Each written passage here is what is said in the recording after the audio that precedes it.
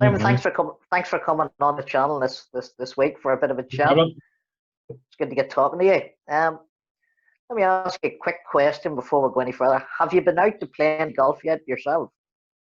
No, not yet.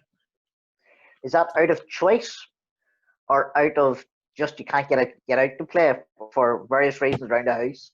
Yeah, I suppose it's just out. I suppose out of choice, really. I've obviously got the two kids, so I'm doing a bit of homeschooling with them and whatnot. Um, and I've sort of given it. I'll probably give it maybe another week before I contact the boys in the shop in Newcastle. Yeah. Obviously, members want to get out and get playing again. So I've just sort of left it to them. Really, there's no point getting me stuck in the middle of it all when they're paying member, etc. So Yeah. I've just left it like that, really, Paul. And Uh-huh. so yeah, so we're out of choice. I've hit a few shots in the garage last week, but that's about it. Uh-huh.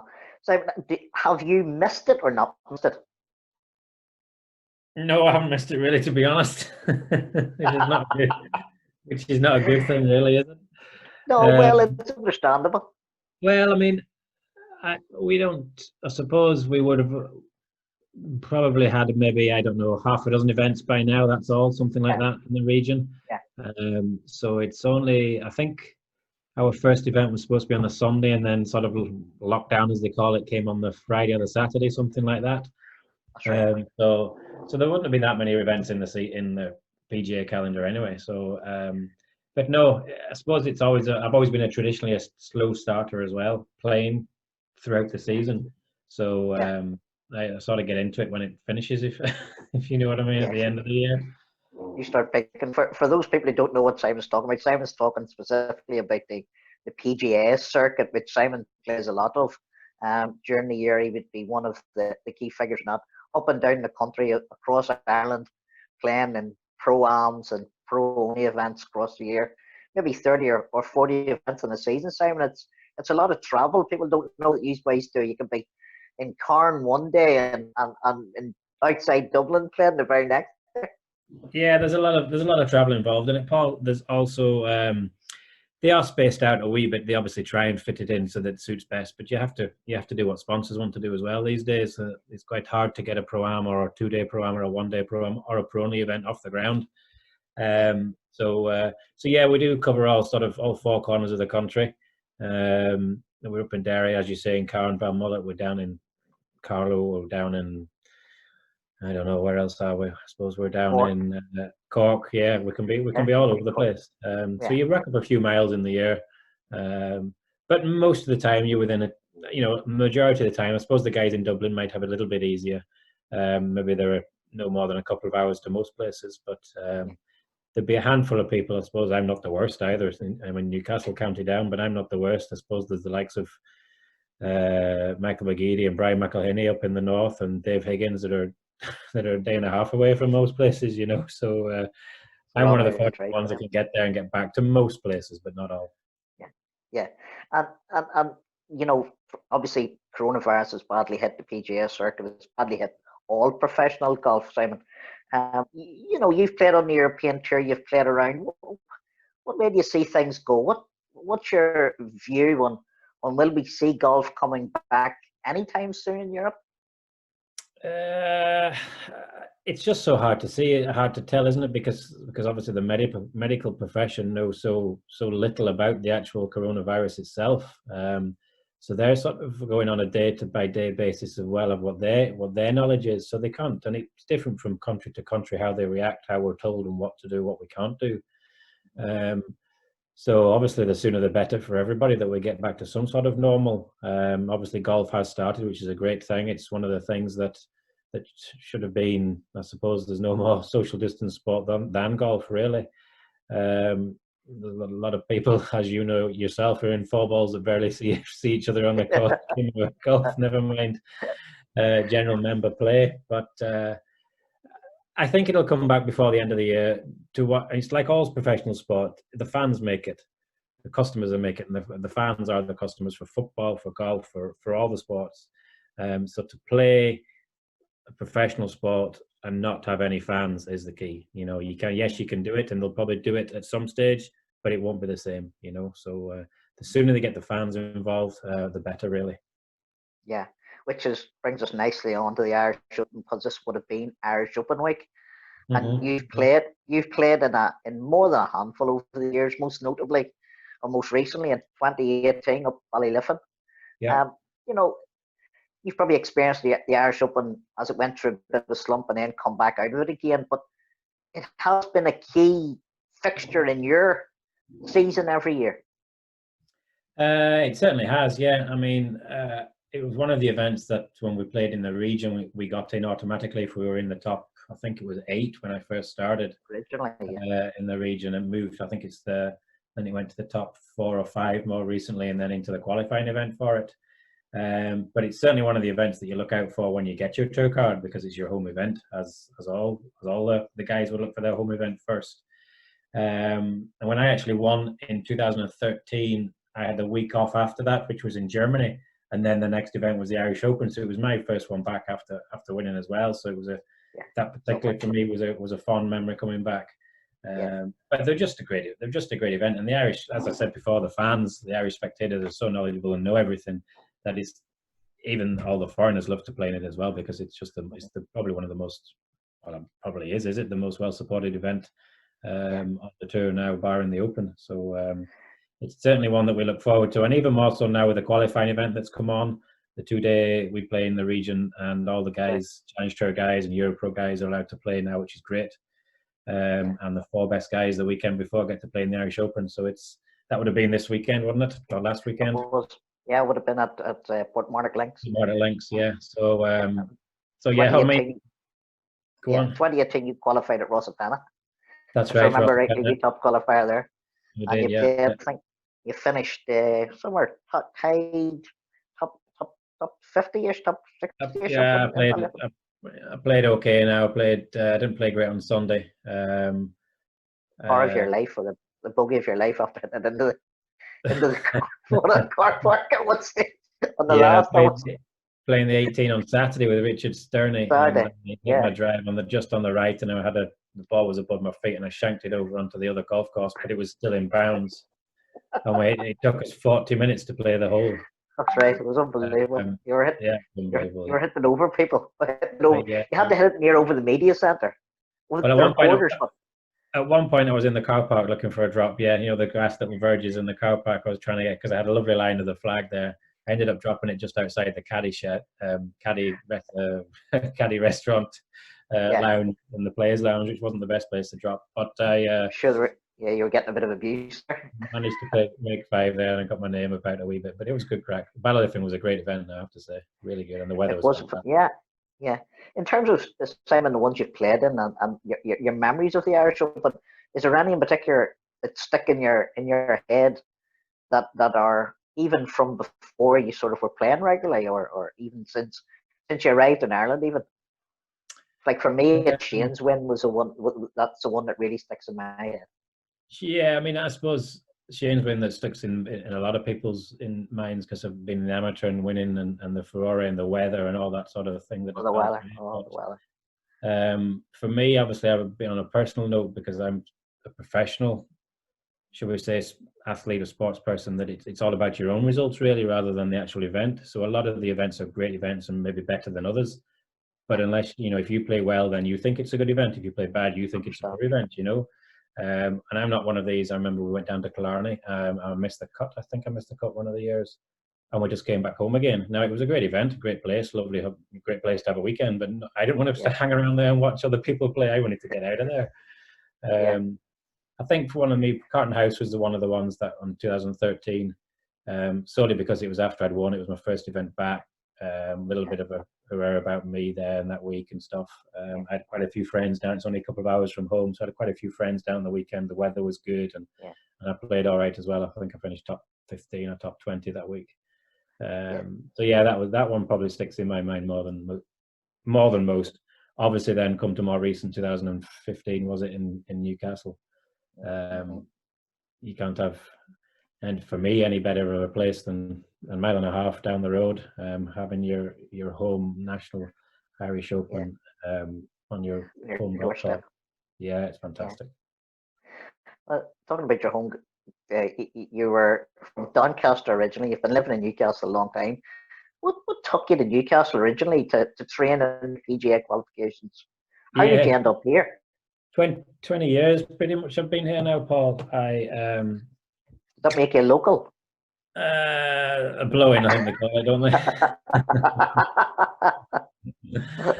It's local. This is home now, and it has been and probably always will be. So I actually did golf and leisure management at university, and I had to do a work placement. So I rode across to the top 20 golf courses in the world at the time, and Newcastle was the highest rank that had a position.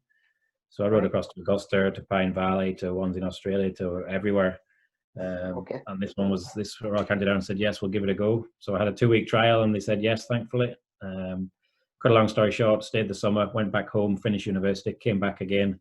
And at the end of that summer, one of the assistants left in the shop, and Kevin Whitson was the pro there. He's the pro now in Newcastle, and he said, "Do you fancy working at your game, getting your handicap down and turning pro?" So that was probably the summer of 99, maybe 98, 99, something like that. Had you any real inkling or any instinct to do it before Kevin sort of said, "Why don't you give this a go"? Well, I'd applied actually for a couple of jobs back in England near my mum and dad's house, and I actually got one of them, but I turned it down. It wasn't a great golf course or a great complex. I'm not going to mention which one it is, but it just wasn't something that fitted with what I wanted to do if I was going to do that. So I suppose I landed on my feet at the end of that summer. I was a bit like, I don't know whether I want to do. Is it what I want to do? What do I want to do? Is it golf I want to do? And I just loved all sports. And when he said that, and I was having such a good time over here, I said, "Yep, that'll do me." So made a phone call home and told mum and dad I'm staying, and that was it. That was it. And you worked in your game, and a traditional progress would be the way.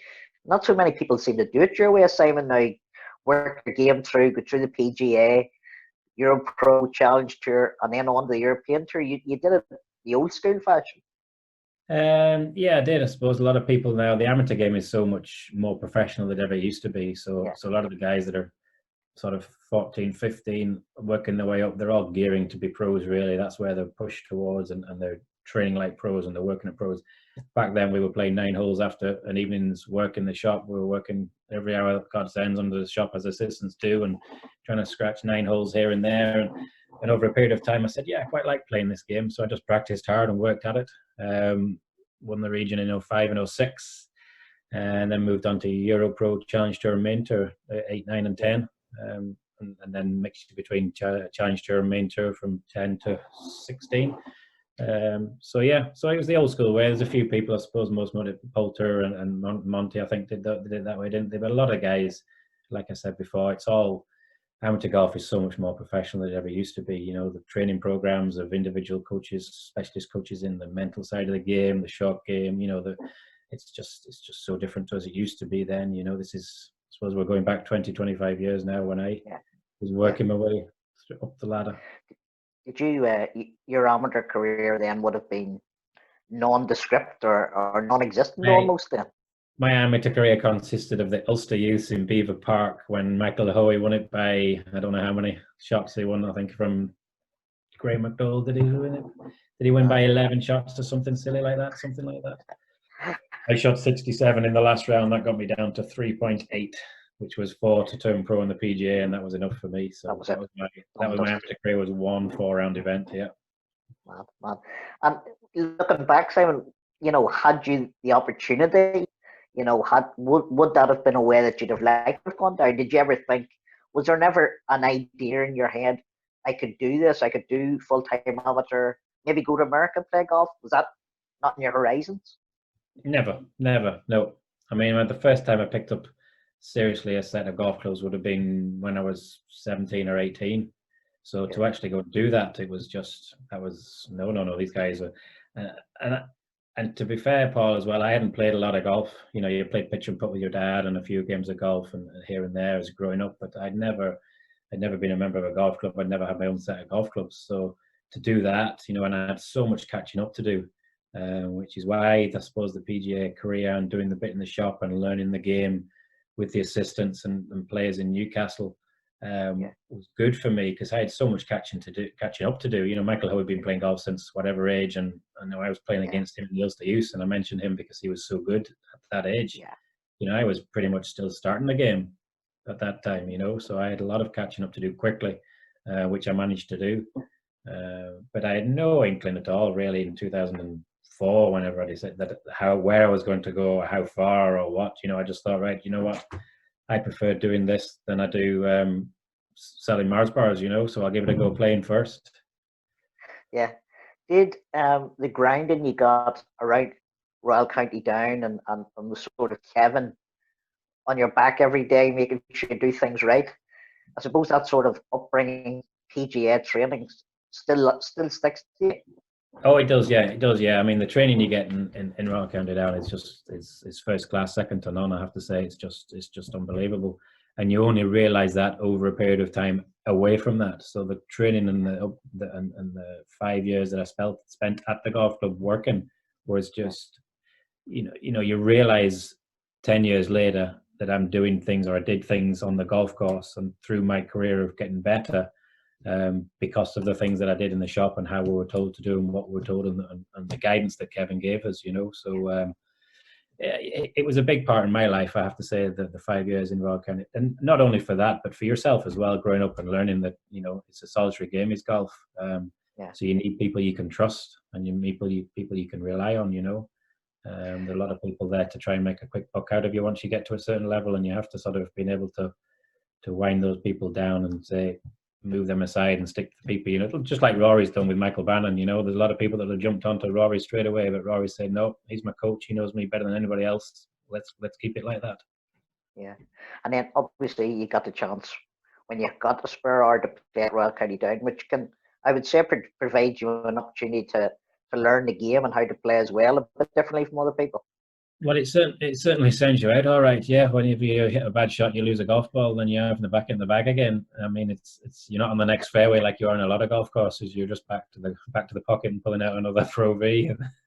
And when you're assistant, you can go through quite a few of those, believe me. Like, it's a great. I mean, you can nip. We used to finish 7, 8 o'clock, whatever we did, and play 9 holes in the evening. And there was no better place to play in the summer, anywhere really, anywhere. You on the first tee, and it's really quiet.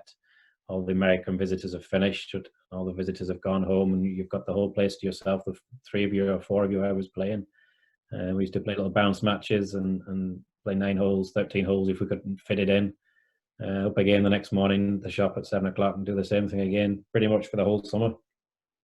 Yeah, but coming from Doncaster, that must have been a bit of a culture shock in some respects, arriving at Royal County Down and being faced with that course. Yeah, I mean, I'll be honest, I hadn't heard of Royal County Down because I wasn't a golfer. I wasn't a golfing family. So it was when I came and saw the backdrop, and then thought, wow, this is pretty special as a place. Never mind as a golf course. Then when I played the golf course for the first time, I just thought, wow, I need to do a bit of practice because this game's pretty hard and the golf course is pretty hard. So yeah, I mean, I know how special it is now, obviously, as a place and as a golf course. And Simon, you're still involved now with Tull Forest, is that right? That's right. Yeah, that's right. Just down Blessington there. Yeah. Yeah, it's a bit of a different, obviously a different course, a real sort of Lakeland 3 setup now, and getting rave reviews. Yeah, it's a good golf course, I have to say. Now, as a layout and a design, it's fantastic. It really is a good golf course. There's not much that needs done to it at all. A few tweaks here and there, and over since I've been involved the last 3 years with them, every year they've invested heavily, and the golf course and the hotel, to be fair, everywhere, everything has had a revamp, and it's just a really good golfing destination to go to now. There's a mixture of, like you say, Lakeland holes, there's Parkland holes, par 5s that are reachable, par 5s that aren't reachable, nice par 4s, testing one. There's just a mix. It's one of those places you use every club in the bag, and as a resort, the manor house has been done up, the restaurant's been done up, the foyer's been refurbished, all the rooms have been redone. So they've spent a lot of money on the whole resort, not just the golf course. So it's a good place to go.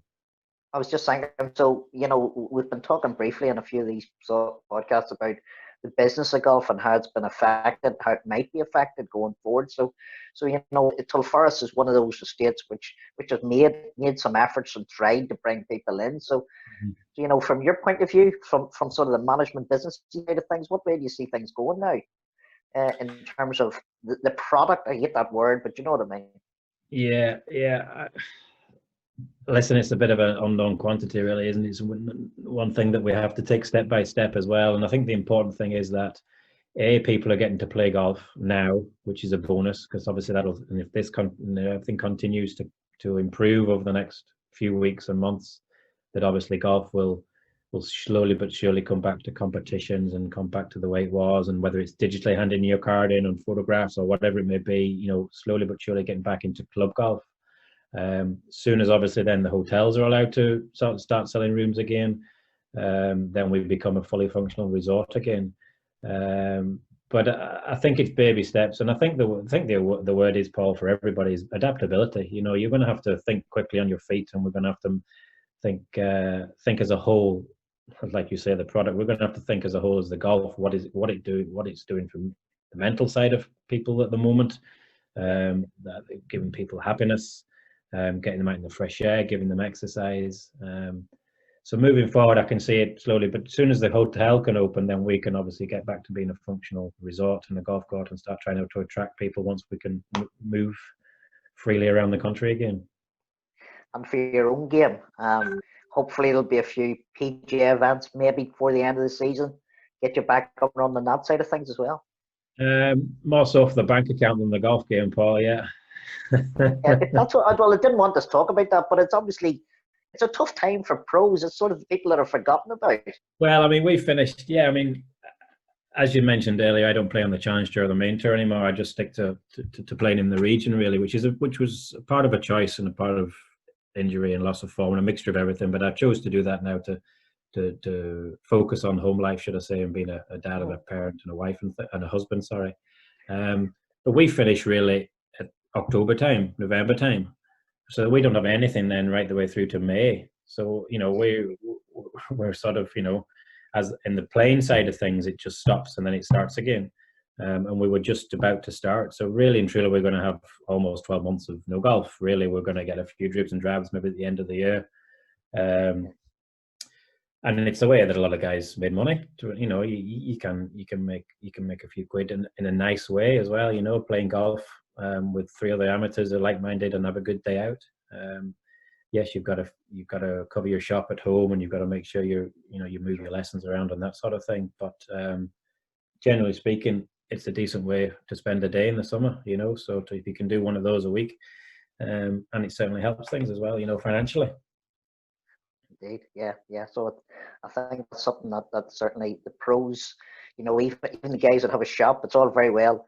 People are back playing, but they haven't been able to sell anything. That's the other thing. People don't even realise retail's not back yet. People automatically, I've had quite a lot of people say, "Oh, you're all right, golf back again. You're back playing again." And well, yeah, people are playing the golf course, but people aren't. The guys aren't opening the shops and opening the shutter up and selling fortunes of sweaters and golf clubs and things. There's no normality like that now. All the really we get the pros are doing are functioning as mediates between getting out of your car and going to the first tee and making sure everything's done correctly. So it's still a long way from being back to as the normal used to be. I don't think it probably will be for a long time. Just talking about coaching, you've got a couple of youngsters. Are they interested in the game at all? Not really. No, I have a swing studio in the garage. If I go down and turn it on and start hitting shots, then my young man comes in and sort of, "Can I have a go? Can I?" But 5 minutes later, he's bored. He wants to go and hit it. Whenever we go to the golf course, he wants to hit it in the bunker and spend half an hour getting the ball and making sandcastles and doing all that. So, I mean, his hand-eye coordination is pretty good. He'll be all right at the game later on. But I'm not pushing it right now. As you know, we're into our football in this house. So he's doing that. So the little girl, she's into her gymnastics rather than her golf as well. So. Excellent.